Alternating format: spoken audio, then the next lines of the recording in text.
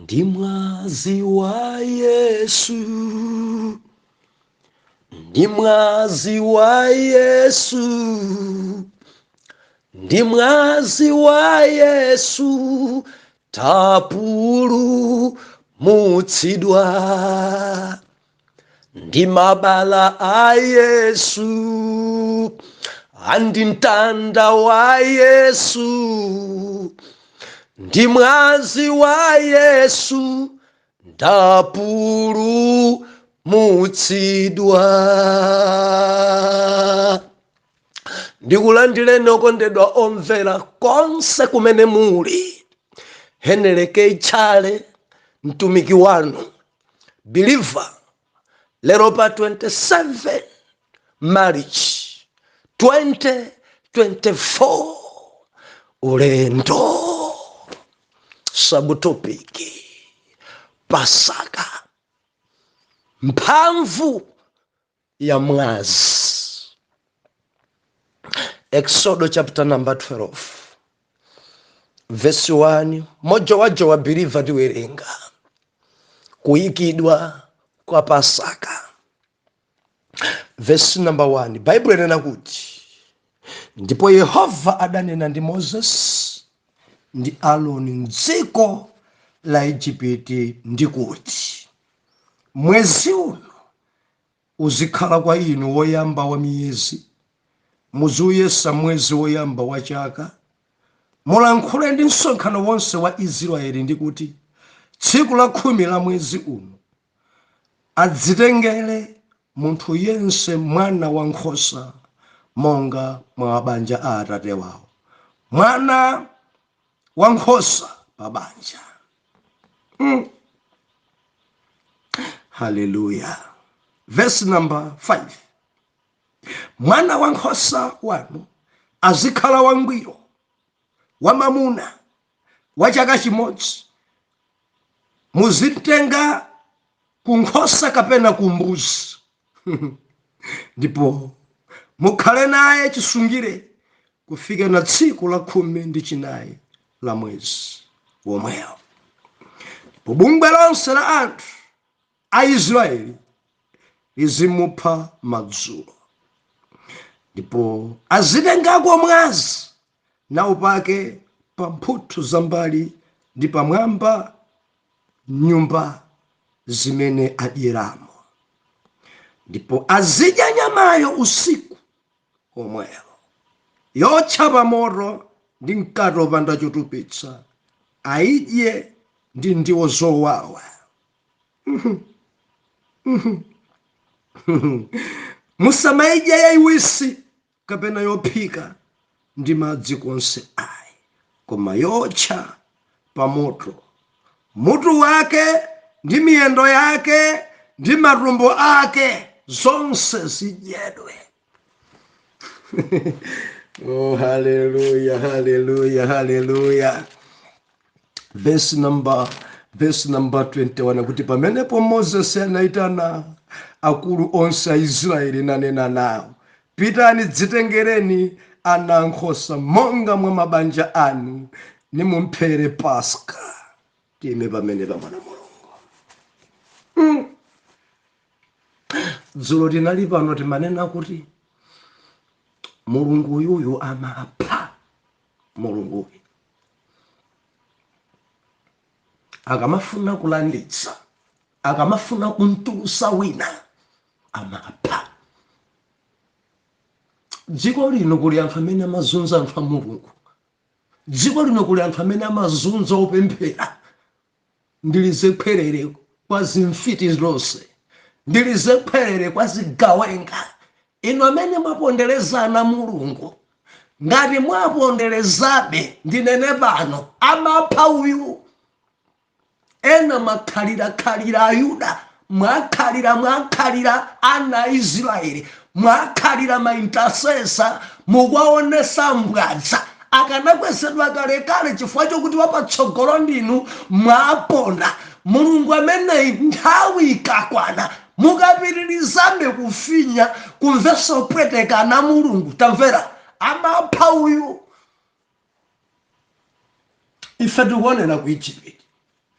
mulungu uyuyu amakantha, amaminitsa, amaononga. Tikuonera ku Egypt mulungu uyuyu alibe kasi polanditsana ake amakhoza kupulula kupha mbumba ya mpiri pofuna kulanditsana. Tikupembedza mulungu wopsa kwambiri. Haleluya. Ena kudziko kuno ena ndikuti ena kudziko kuno afa. Zonena zachuluka ameneyi amphandi akuti ameneyi enawa mulungu akwachosa kudziko chifukwa cha nkhanza pana Mulungu. Ena ndi zimfiti kuzunzana Mulungu, ena mukuponderezana Mulungu, mukupondereza inu ndi Aheberi yawo mulungu awo akadzuka muona mponaona. Ena mukuduwala, ena mukusokonezeka, ena zanu zaima kuponda ndi kuchitira choipa Aheberi. Tamvera, Jehova wawo akadzuka muona mbwadza. Ndikulimbikitse mu Yuda, dziko iyi njozunza iyi, dziko iyi njopwetekesa iyi, dziko iyi imaponda iyi, dziko imakhoza kukufinya. Koma akadzuka mulungu ameneyi amaononga, akadzuka mulungu ameneyi amapha, akadzuka mulungu ameneyi maso ako udzaona ana oyamba akufa, maso ako udzaona biliva nkakamirebe mulungu, nkakamirebe mpembedze, salabe kudya pembedzera. Chifukwa ena kukonongera banja, ena kukonongera business, ena kukonongera ntchito, ena kukonongera ana ako. Yawe timpembedza yakadzuka amapha uso, amapha. Zina lati afire andiphera mwana wanga. Inu fufudzani kaye. Sipadachitike nyansi zoponda Aheberi.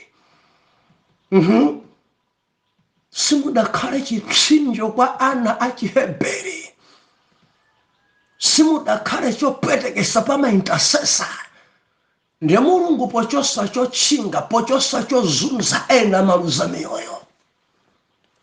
Mulungu amati mpembedzaye ati abusa koma ndi mulungu wachikondi kopsa, amakonda 100 kwa 100.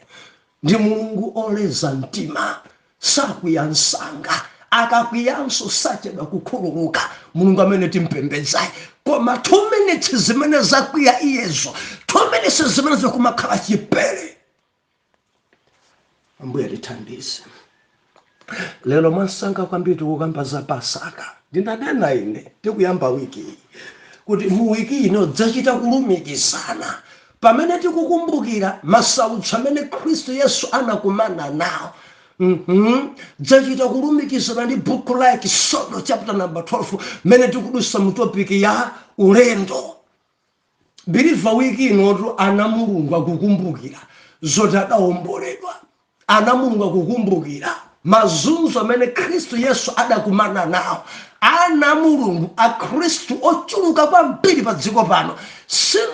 Sindikudziwa kuti ambiri adangobadwa pa makani basi. Mapolotoko achipembedzo ndi ambiri kudziko kuno. Ndi ena chipembedzo chopalibe, opanga Easter kupembedza mafano. Tikamana kuti kupembedza mafano mumazidziwa bwinobwino. Tikamana kuti munthu akupembedza mafano mumazidziwa bwinobwino. Kodi kupembedza mkurani zikumafunika zinthu zikudzifukula.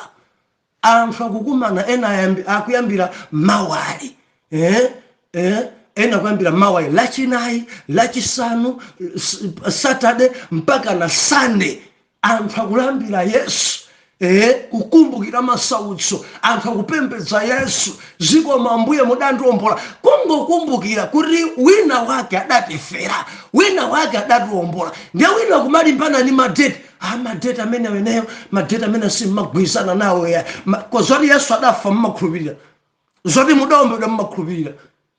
Tiana rasike vatolimbana ndi Christmas, timalimbananso ndi Easter, timalimbananso ndi Good Friday. Mawoti Easter wa akuyika dzawo za mutu biliva. Ife tikunena chochitikacho sitimalambira kumene kufanoyi. Anthu akasonkhana pa msonkhano Good Friday timakumbukira mazunzo, timawerenga malemba. Ambuye Yesu adamenyedwa, Ambuye Yesu adakhala mabwalo anthu ochimwa, Ambuye Yesu adanyozedwa, ndiye timalimbikitsana.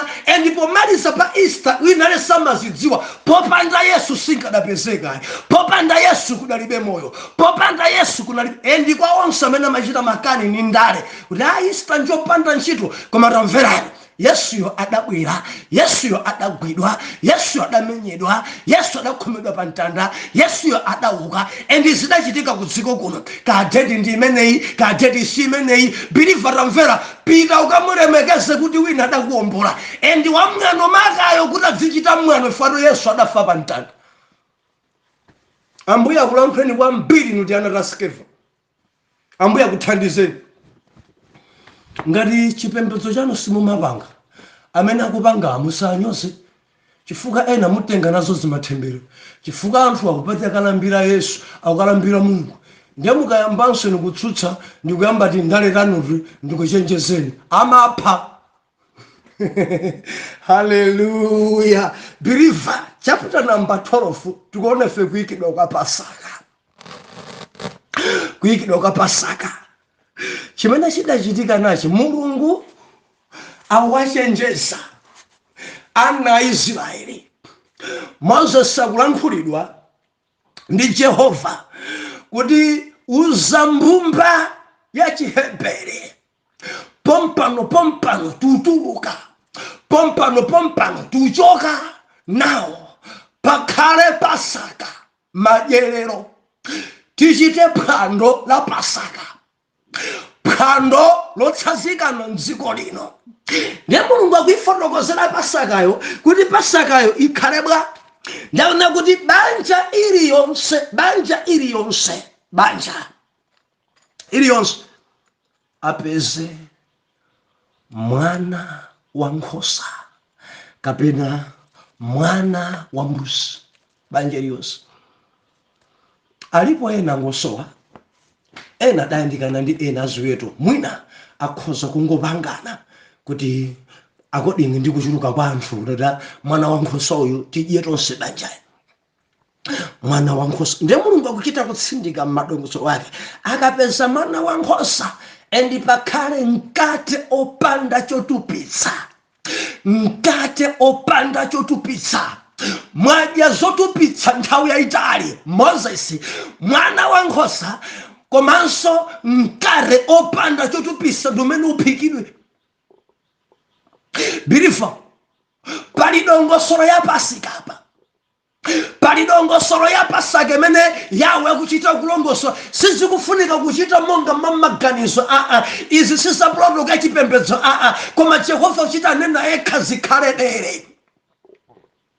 Ndiye mwana wa mbuzi akumfotokoza. Mwana wa mbuzi akhale wa mamuna wani. Mwana wa mbuzi akhale wangwiro, kandi wankhosa wa mbuzi akhale wa mamuna komanso wangwiro. Mwana wa mbuzi amene akwenda kukhala opanda chilema. Mwana wa mbuzi amene akhale wa chaka chimodzi. Iyi ndi dongosolo iyi. Israeli akusoeka achite chimenechi. Israeli akusoeka aende mmenemu. Israeli akusoeka khala wamvera. Mwana wa nkhosa kapena mwana wa mbuzi wa chaka chimodzi, mwana wa mbuzi opanda banga, mwana wa mbuzi kapena wa nkhosa akhale wa mamuna, akhale wangwiro. Mudziwa kudziko kuno anthu amathopereka zinthu zopuwala, chofadiso, chochoka mwendo, chopanda ntchito, chogululuka mano. Ndiye Yawe akuti akhale mwana wa nkhosa wa chaka chimodzi. And akuti mukangwira mwana wa nkhosa ameneyi, mukantenga pa nkhosa kapa mbuzi, mukhale naye kwa 14 days. Ndakuti ngati pali kunsamalira kapa pali kunjesa, munsamale kwa 14 days before nthawi yochita phwando, nthawi yakumupha. Oh hallelujah. Koma Mulungu amene timpembedze fe believer, Mulungu wopsa kwambiri. Ndiye Bible inena kuti mumuphe madzulo osati mamawa ya madzulo. Endi mukamupha madzulo, magazi ake mwazi wake mupake pa mphuthu, mupake pa zitseko pamwamba pa nyumba zanu. Magaziwo mwapake pamenepo. Magaziwo musaraye, magaziwo musadye. Mwaziwo bilifa tunena kuti Pasaka mphamvu ya mwazi, mwazi wa mwana wa nkhosayo. Mwazi umenewu musadye ena madya wende. Mwazi wa mwana wa nkhosa uyuyu mukapha kumadzulo, magazi akewo mupake pa nyumba zanu, magazi akewo mupake pa zitseko zanu.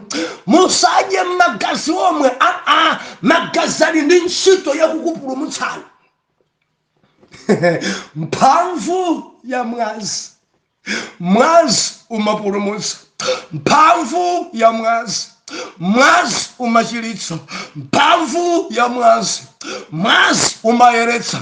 Mphamvu ya mwazi. Biliva yawa upereka dongosolo. Magaziwo musaraye, musaraye. The Bible nakuti malemba nakuti mudye. Oh, hallelujah, hallelujah, hallelujah. Mudye usiku, mudye usiku. Mwapha kumadzulo, ndiyakuti dongosolo yake mukapha musaphike ndi madzi. Musayerekeze kuphika ndi madzi. Muchite yocha. Ndiye mukayocha nyamayo muidye usiku. Ndaona kuti mukadya muidye ndiwo zowawa. Oh, hallelujah, hallelujah, hallelujah. Ndiwo zowawa. Malemba kunena kuti yocha muidye ndiwo zowawa, komanso musaisiye. Ngati ikasale muipsereze ndi moto. Hallelujah. Muipsereze ndi moto. Ikatsala muipsereze. Palibe zoti isungire mawa lidyanso. Ikangotsala nyamayo muipsereze yonse.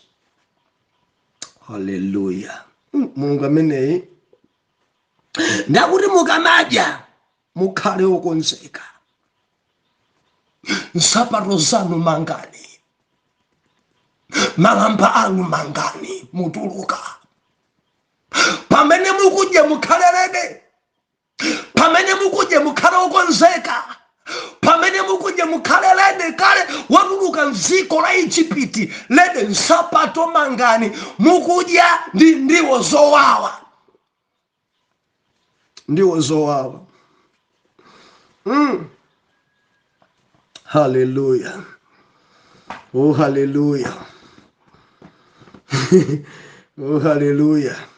Ndakuti ndikamadya ndiwo zowawa, ndakati mkate opanda chotupitsa ukhale pamenepo. Mwina funso mkumati, kodi mkate opanda chotupitsa zimatanthauza chani? Chotupitsa chimayimirira tchimo. Akuseka kudya anthu aja ali angwiro, atadzikonzekeretsa, atalapa, atatembenuka mtima, maso awo atayika pa Yawe. Ndiwo zowawa. Akuti kudali kwakumbutsa zowawa zimene Aigupti adachitira. Akamadya nkumamvanso kuwawa, akamadya nkumamva mkamwa mukuwawa. Kuwawa kwakumbutsa kuti takhala akapolo, kwakumbutsa kuti tavutika kwambiri, kwakumbutsa za chizunzo chopweteka chimene chachitikira. Ndiwo zowawa. Believer, Pasika papa padali malangizo, padali malamulo kuri muchite izi kuti mupambane mugonjetse. Ndiye malemba na kuti amene sapanga nawo adzakhala wochosedwa wadulidwa pafuko ya Israeli, adzaphedwa chichewa china. Amene samvera, amene satsata chimenechi ndiye kuti aonongeka. Onse atsata chimenechi, aliyense mwana wankhosa kapena wambuzi wa chaka chimodzi, mwana wankhosa wangwiro wamamuna, chichitike ichi ku mbumba ya Israeli. Endi malangizo awawa akupita pa Heberi. Ndiyakwazana kuti mudzulo uno musiku umenewu ngelo wa imfa dziyenda pa Egypt. Ngelo wa imfa amene akamayenda pa Egypt kukhala kupha ana onse oyamba kubadwa a Farao, kukhala kupha zoweta za Farao, pakhala chiwonongeko, pakhala chipere. Koma kuti Israeli alanditsidwe, apapa sitikulembaso malire, koma kuti pa Israeli kuti alanditsidwe ku chimfa chimenechi pakusoweka mwazi. Believer pofunika mwazi. Ndi mwazi wokha umene ungatopulumusa, ndi mwazi wokha umene ungatetezera, ndi mwazi wokha umene ngelo wa imfa khosapitirira.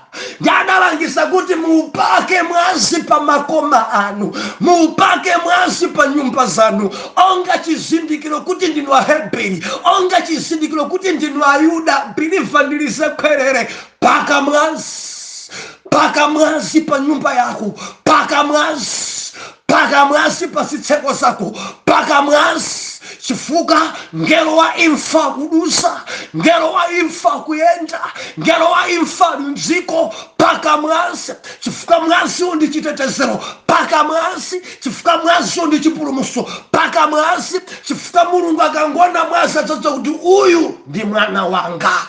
Muli mwazi pa zitseko za nyumba yanu, muli ndi mwazi. Ana Mulungu muli ndi mwazi. Ndimati ndifunsene, muli mwazinu muzitseko za nyumba yanu, muli mwazi. Ana yawe muli mwazi, muli mwazinu. Maministri anu, mabanja anu muli mwazi. Ndili ndifunsene, muli mwazi. Kodi muli ndi mwazi? Muli ndi mwazi. Ndili ndifunso kwa inu ana yawe, kodi muli ndi mwazi nyumba zanu? Kodi mwapaka zitseko zanu? Muli magazi. Popanda magazi imfa ikupeza. Popanda magazi imfa ikupeza. Muli mphamvu. Oh haleluya. Muli mphamvu. Oyo dabwitsatu mwazi wa Yesu yo. Muli mphamvu yo dabwitsatu mwazi wa mwana wankhosa. Muli mphamvu yo dabwitsatu mwazi wa Yesu yo. Muli mphamvu yo dabwitsatu mwazi wa mwana wankhosa. Muli mphamvu. Mchipangano chakale Pasaka anali chithunzithunzi cha Pasaka amene Kristu Yesu adamuonetsera kudziko. Mwana wankhosa uja amayimirira Yesu. Magazi amene adapaka pa zitseko zawo, magazi apamtanda.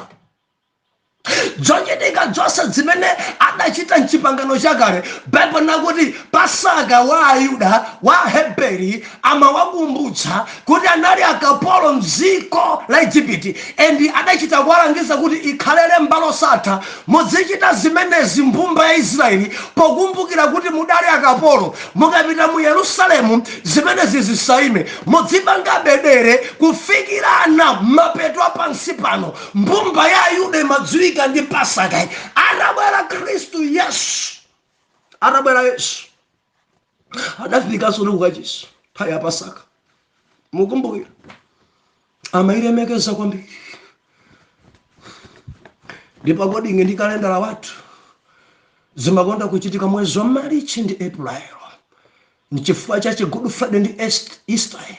Meza chaso imakhala imene Marichi kapena April, Pasaka. Nde tidasintha Pasaka kuchoka mpasaka munkubwera munthawi ya chakudya cha mgonero. Kamba panga mgonero kuchachiwa nukasuma panga kasuma kasuma khulupirira komano Pasaka uja adalowa malo ndi mgonero.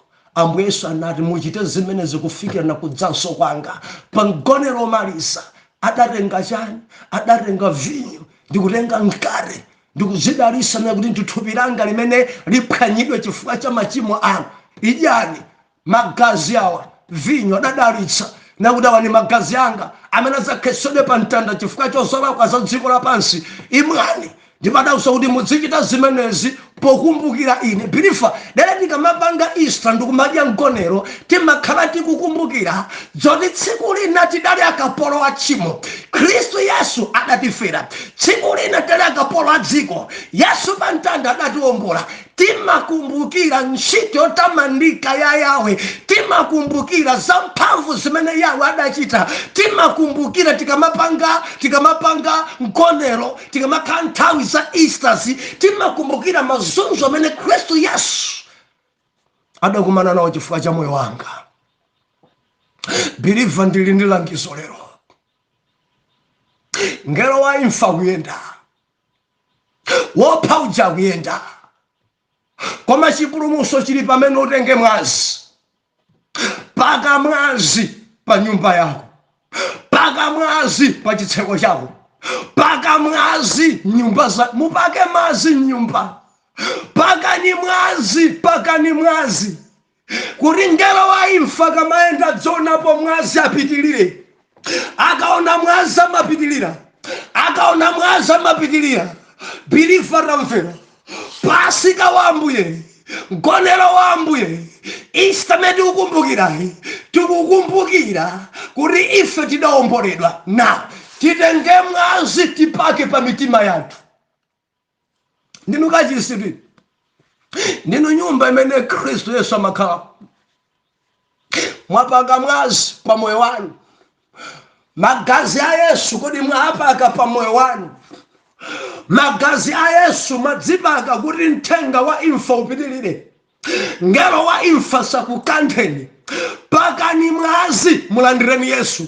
Pakani mwazi mpembedzeni Yesu. Pakani mwazi mkhulupireni Yesu. Pakani mwazi dziperekeni pa Iye. Muli mphamvu mwazi wa Yesu. Umachiritsa mwazi wa Yesu.